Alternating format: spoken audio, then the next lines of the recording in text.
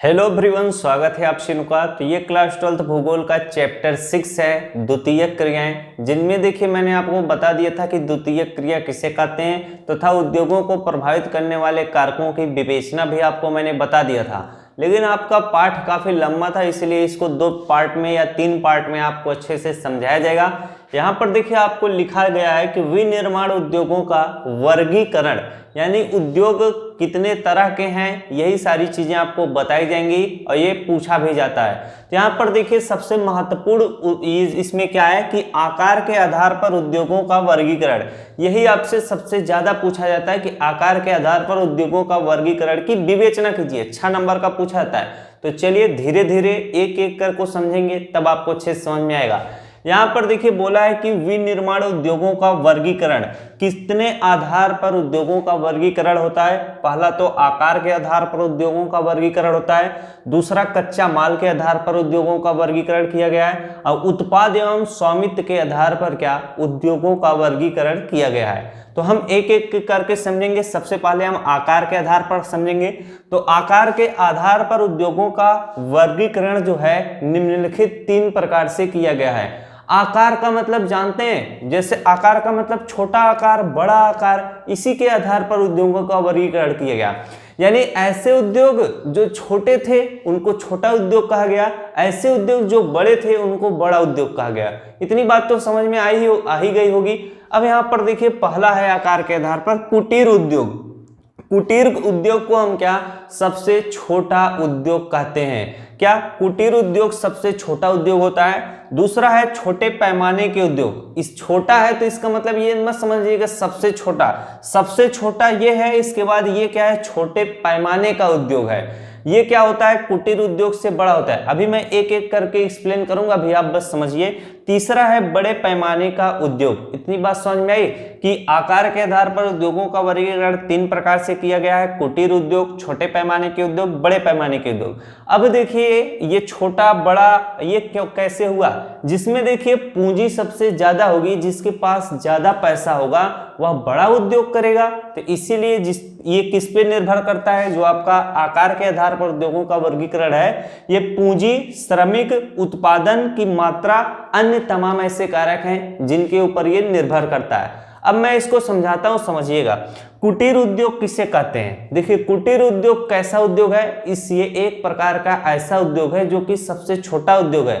अधिकतर ऐसे उद्योग घरों में ही क्या किए जाते हैं। इस उद्योग के जो श्रमिक होते हैं अधिकतर घर के ही व्यक्ति होते हैं। क्या घर के ही व्यक्ति होते हैं। और कुटीर उद्योग में जो भी कच्चा माल होता है वह आसपास के ही क्षेत्रों से मिल जाता है। यह क्या होता है, कुटीर उद्योग जो होता है वह बाजार तथा परिवहन को प्रभावित नहीं करता है। क्यों, क्योंकि इससे उत्पादित जो माल होता है वह आसपास के ही क्षेत्रों में बिक जाता है, जिससे वह बाजार तथा परिवहन जैसी सुविधाओं को प्रभावित नहीं कर पाता है। अब यहाँ पर देखिए कुटीर उद्योग क्या हुआ। ये मान लीजिए कोई गरीब व्यक्ति है जिसके पास पूंजी क्या है, कम है। जब पूंजी कम रहेगी तो वह छोटा मोटा उद्योग करेगा।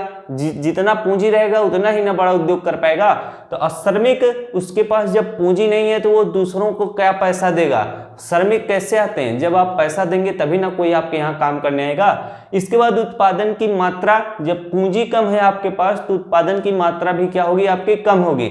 इसीलिए कुटीर उद्योग में क्या होता है, पूंजी नहीं होता है उतना, श्रमिक भी नहीं होते हैं। श्रमिक जो होते हैं वो आपके घर के ही व्यक्ति होते हैं। उत्पादन की मात्रा बहुत कम होती है, जिससे आसपास के क्षेत्रों में बेच बाच कर अपना गुजारा वो करते हैं। इसमें देखिए आपका जैसे जुलाहा आ जाते हैं, इस मिट्टी बनाने वाले जो कारीगर होते हैं वो सब आ जाते हैं कुटीर उद्योग यानी छोटे पैमाने के उद्योग में। अब यहाँ कुटीर उद्योग में अब मैं आपको बताता हूँ छोटे पैमाने का उद्योग। छोटे पैमाने का उद्योग क्या होता है, यह कुटीर उद्योग से थोड़ा बड़ा होता है। इसमें देखिए मशीनों के तहत काम किया जाता है। बहुत बड़ी मशीन नहीं, छोटी छोटी मशीनों का प्रयोग किया जाता है, जिससे किसी भी चीज को बनाना हो उसको हम मशीनों के तहत आसानी से बना सकें। इसमें देखिए ये जो छोटे पैमाने का उद्योग है ये घर से बाहर भी लगाया जाता है और कभी कभार घर के अंदर, घर में ही रहता है। घर में ही रहने का मतलब ये नहीं कि किसी रूम में, जैसे किसी का बहुत बड़ा घर है तो इसको सीधे से समझिए, घर के बाहर लगाया जाता है, वरना आप कंफ्यूज हो जाओगे।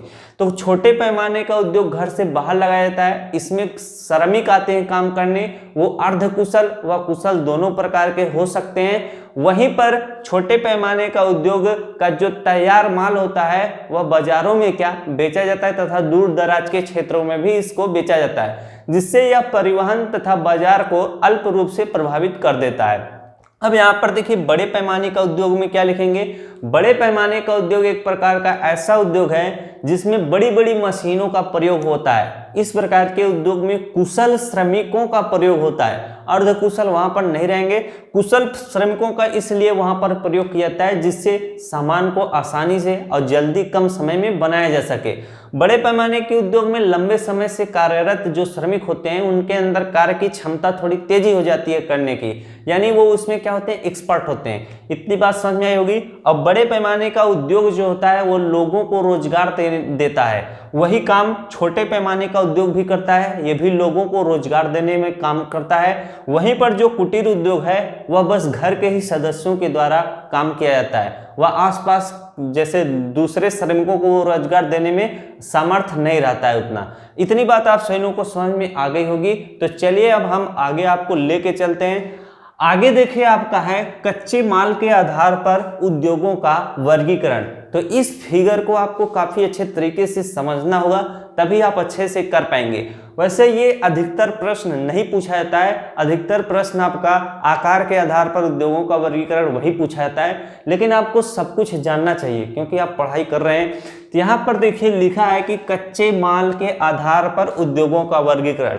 जब कच्चा माल चीज आता है तो इससे आप क्या समझेंगे, यानी कोई भी वस्तु उसकी शुरुआती अवस्था वही कच्चा माल होता है। समझ रहे हैं। जैसे यहाँ पर मैं आपको समझाऊंगा तब समझ में आएगा। यहाँ पर कच्चे माल के आधार पर लिखा है, तो सबसे पहले कच्चे माल के आधार में पहला है कृषि पर आधारित उद्योग, दूसरा है खनिज पर आधारित उद्योग, तीसरा है रसायन उद्योग, इसके बाद वन उद्योग, इसके बाद पशु उद्योग है। ये सारे उद्योग जो लिखे हैं आपके 2 2 2 4 1 5, ये कच्चे माल के आधार पर उद्योग हैं। इतनी बात समझ में आ गई। अब यहाँ पर देखिए कृषि उद्योग कैसा उद्योग होता है। कृषि उद्योग ऐसा उद्योग है जिसमें हम क्या करते हैं, क्रियाओं से संबंधित जितने भी पदार्थ होते हैं उनको हम क्या कृषि उद्योग में बनाते हैं। यानी कृषि उद्योग में जो उद्योग इसमें हम लगाते हैं वह अधिकतर हमारे आसपास के क्षेत्रों से ही मिलते हैं। इसमें कृषि के उद्योग में कैसे उद्योग लगाए जाते हैं, जिससे चीनी का उद्योग जो है, चीनी का उद्योग, यानी चीनी कैसे बनती है, जब किसान गन्ना उगाएगा अपने खेत में, तब गन्ना जब बेचता है राइस मिल पर, फिर राइस मिल वाला क्या करता है, उसको कंपनियों में भेजता है रस फस निकाल कर, तब ऐसा उद्योग कैसा उद्योग कहलाएगा, कृषि पर आधारित उद्योग। भोजन का मतलब, जैसे भोजन का मतलब आप फल फूल भी समझ सकते हैं, या तमाम प्रकार की ऐसी खाद्य सामग्रियां हैं जो फसलों से ही क्या बनती हैं। तो भोजन पर उद्योग क्या इसमें आएगा, कृषि में ही आएगा। यहाँ पर कृषि उद्योग में ये सारी चीजें बनती हैं। ऐसी तमाम चीजें हैं जो यहाँ पर नहीं लिखी हैं, कितना हम लिखेंगे, जगह ही कम पड़ जाएगा। तेल देखिए आजकल मार्केट में मिलता है, सरसों का तेल, तमाम प्रकार के तेल हैं। तो ये किससे बनते हैं, जब किसान सरसों का पेड़ लगाएगा तभी ना यहाँ पर तेल बन पाएगा। तो इस टाइप के उद्योग सभी कृषि पर आधारित उद्योग रहते हैं। इसमें देखिए प्राथमिक जो उत्पाद आपके होते हैं वो सारे इसके अंतर्गत आते हैं। तो आपको समझना पड़ेगा। जैसे मान लीजिए आपसे पूछ दिया गया कि चाय किस उद्योग में आएगा, तो चाय जो होती है, चाय की खेती की जाती है, तो खेती करना किसके अंतर्गत आता है, कृषि के। तो आप समझ जाएंगे ये कृषि पर आधारित क्या है, उद्योग है।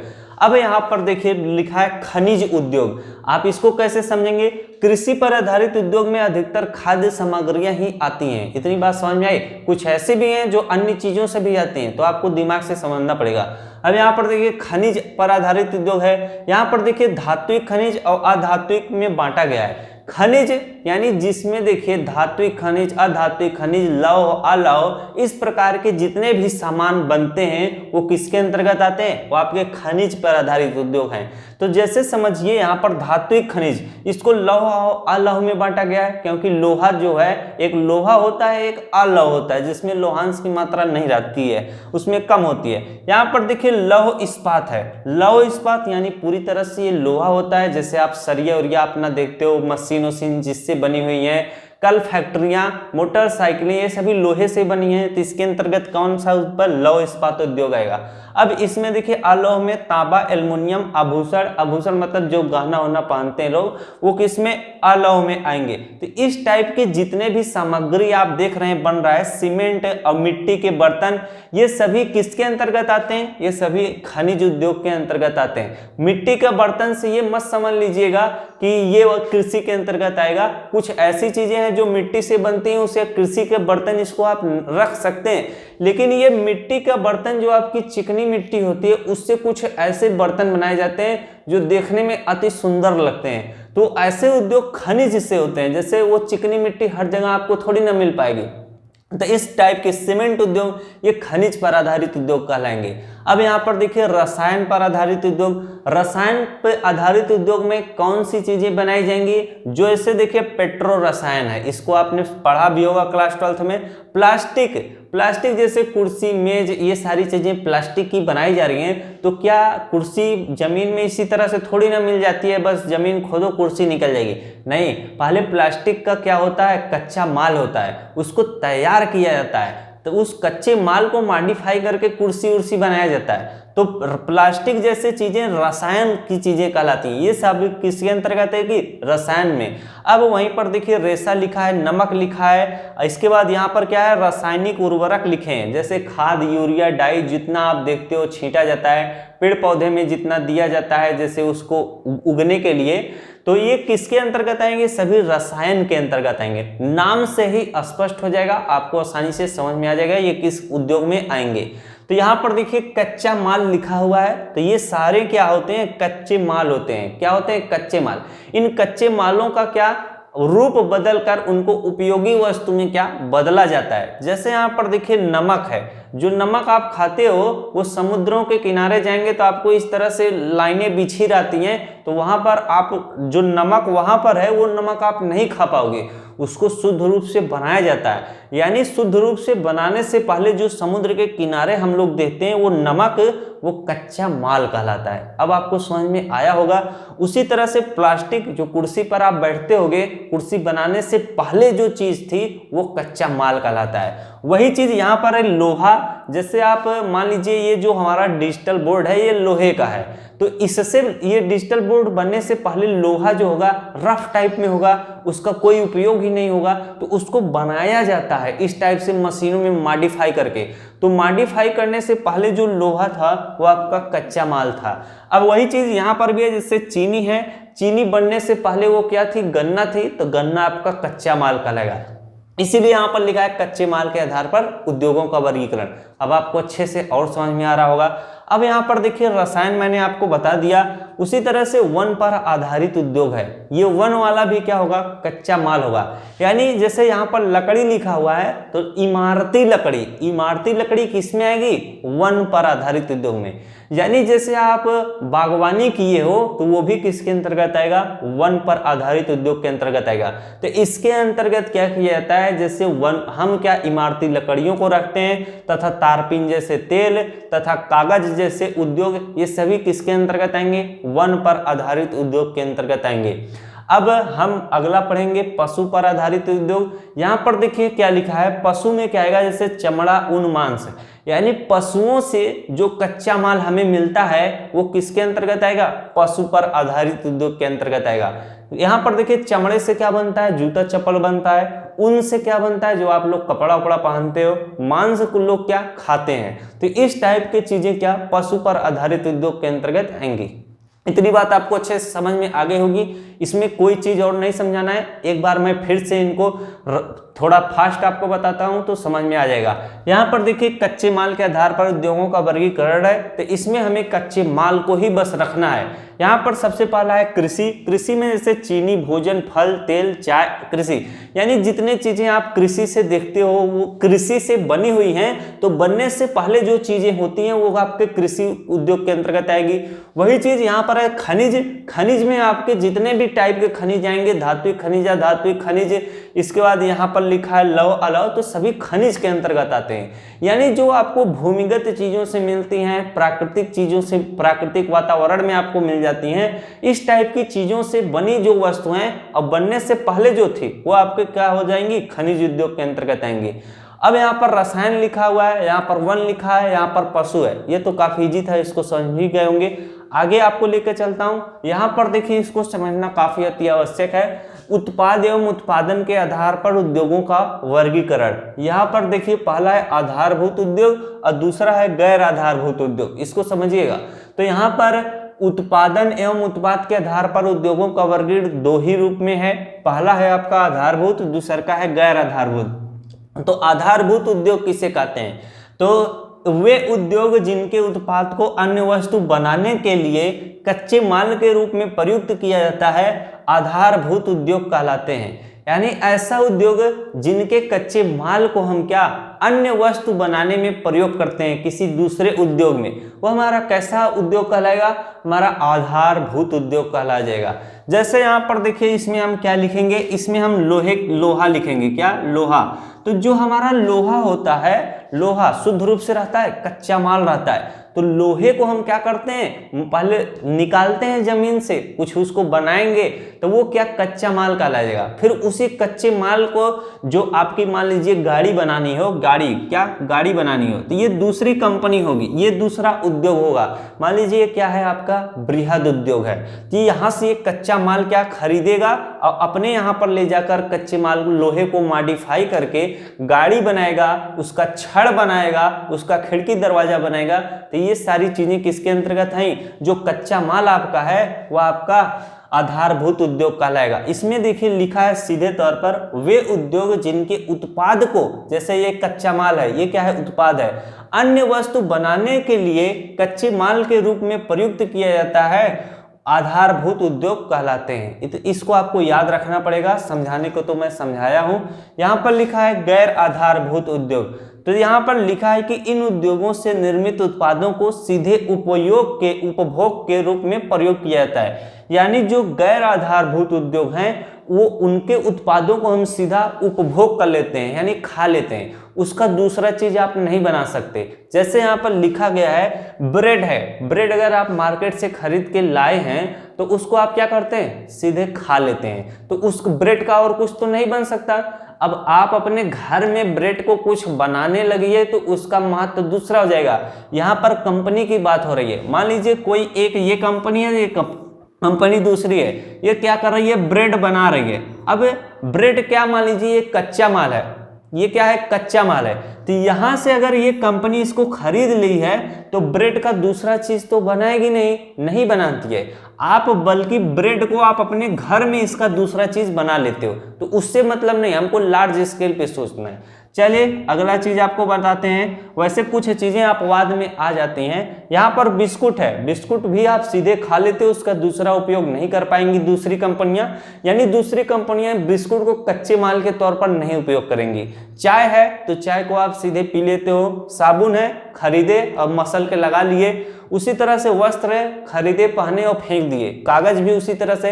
तो इस टाइप के जितने भी आप चीजें देख रहे हैं, जिनको आप मार्केट से खरीद रहे हो और सीधे उपभोग कर ले रहे हो, यानी उसका वहीं पर समाप्ति हो जा रहा है, तो ऐसे उद्योग गैर आधारभूत उद्योग कहलाते हैं। वहीं पर आधारभूत उद्योग कैसे होते हैं, इनके उत्पादों यानी इनके कच्चे मालों को क्या किया जाता है, अन्य उत्पादों में लगाया जाता है। तो इस टाइप के उद्योग कैसे उद्योग कहलाएंगे, आधारभूत उद्योग कहलाएंगे। अब यहाँ पर चलिए आगे मैं आपको लेके चलता हूँ, स्वामित्व के आधार पर उद्योगों का वर्गीकरण। तो स्वामित्व के आधार पर उद्योगों का वर्गीकरण 3 प्रकार से है: सार्वजनिक क्षेत्र के उद्योग, निजी क्षेत्र के उद्योग, संयुक्त क्षेत्र के उद्योग। अब एक एक करके मैं आपको समझाता हूं। यहां पर देखिए लिखा है कि सार्वजनिक क्षेत्र के उद्योग। तो सार्वजनिक क्षेत्र, सबसे पहले समझिए कि सार्वजनिक क्षेत्र किसे कहते हैं। तो ऐसा क्षेत्र जहां पर सभी लोगों को जाने की स्वतंत्रता होती है, सार्वजनिक क्षेत्र कहलाता है। सार्वजनिक यानी सबका क्षेत्र है। सार्वजनिक क्षेत्र कौन सा क्षेत्र होता है, जो सरकार के अंतर्गत आता है, वहां पर सभी लोग जा सकते हैं। लेकिन निजी क्षेत्र कैसा होता है, जैसे किसी का निजी घर हो, किसी का निजी पार्क हो, तो वहां पर हर कोई नहीं जा सकता। जिसका घर है बस वही जा सकता है। अगर आप जाओगे तो 2-3 थप्पड़ वहां पर मारा भी जाओगे। अधिकतर लोग ऐसा करते हैं, जैसे मान लीजिए किसी का निजी बगीचा है, उसमें अमरूद तोड़ने के लिए चले जाते हो, अब वहां का जब मालिक पकड़ लेता है तो 2-3 थप्पड़ मारता भी है। अधिकतर ये होता रहता है। और संयुक्त क्षेत्र का जैसे मैं समझा रहा हूं आपको, अभी इसको मैं डिटेल में समझाऊंगा, अभी तो मैं आपको बस परिचय करा रहा हूं जिससे आप समझें इन सब चीजों को। संयुक्त क्षेत्र लिखा है। संयुक्त क्षेत्र जैसे मान लीजिए, जैसे आपको कैसे मैं समझाऊं, जैसे एक घर में क्या होती है, एक बाइक खरीदी जाती है, घर में बाइक खरीदी जाती है, उसमें आपके पापा भी उस बाइक को खरीदने में पैसा दिए और चाचा भी पैसा दिए और बाबू भी पैसा दिए, तो वो बाइक क्या हो जाएगी, वो संयुक्त हो जाएगी, यानी सब 2-3 लोगों का है। अब मैं इनको समझाता हूं, आपको अच्छे समझ में आएगा। इसमें क्या लिखेंगे, सार्वजनिक क्षेत्र के उद्योग। सार्वजनिक क्षेत्र के उद्योग ऐसे उद्योग होते हैं जो सरकार यानी केंद्र सरकार तथा राज्य सरकार के स्वामित्व में आते हैं, यानी इस पे उनका कब्जा रहता है। वो ये सार्वजनिक क्षेत्र के उद्योग सरकार के रेख देख में आते हैं, तो ऐसे उद्योग आपके सार्वजनिक क्षेत्र के उद्योग कहलाएंगे। जैसे बीएसएनएल देख लीजिए, बीएसएनएल जो कंपनी है वो क्या होती है, सरकार के अंतर्गत है, तो वो आपकी सार्वजनिक क्षेत्र के अंतर्गत आएगी। निजी क्षेत्र के उद्योग ऐसे उद्योग जो किसी एक व्यक्ति के अंतर्गत आते हैं, जो किसी का निजी चीज हो, निजी उद्योग हो, वो आपका कैसा उद्योग आएगा, निजी क्षेत्र के उद्योग कहलाएंगे।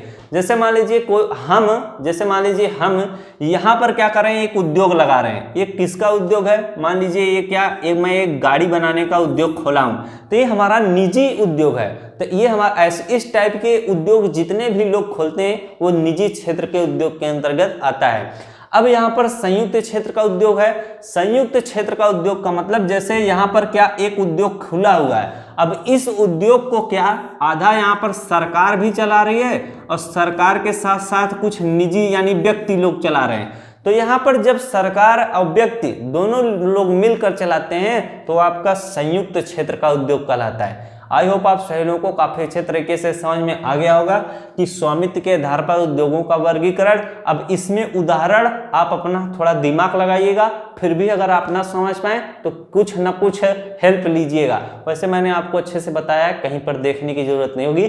तो मिलते हैं आपसे नेक्स्ट वीडियो में इसी पार्ट के अगले टॉपिक के साथ। वीडियो अच्छा लगा तो वीडियो को लाइक, चैनल पर पहली बार आए चैनल को जरूर सब्सक्राइब कीजिएगा। Thanks for watching, I love you.